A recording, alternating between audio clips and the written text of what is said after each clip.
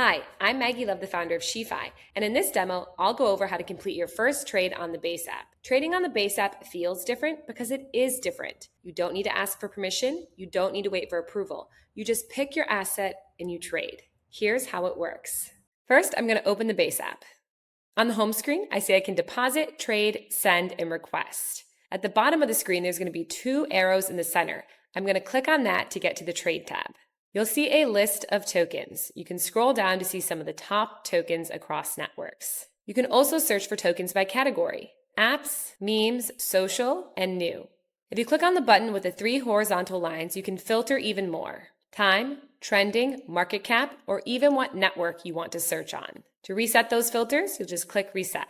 And the top box is the token I want to trade out of, so the one I have in my wallet. And the bottom box is the token I want to receive. Here, Base app automatically pulls the balances for both those tokens. Then I'm going to enter in the amount of USDC that I want to trade out of, and then Base app will automatically populate how much Ethereum I will receive in return. Next, I can edit the slippage by clicking the gear icon next to the percentage. Right now it's set at 3%.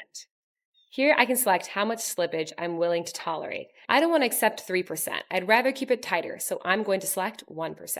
Now that I'm ready to trade, I'm going to swipe across the bottom where it says Trade Now. Then my Face ID is going to sign the transaction and complete the trade. I can see that it traded. If I go to the Home tab, I can see my balance of ETH has updated. And that's how you complete a trade on the Base app using the Trade tab.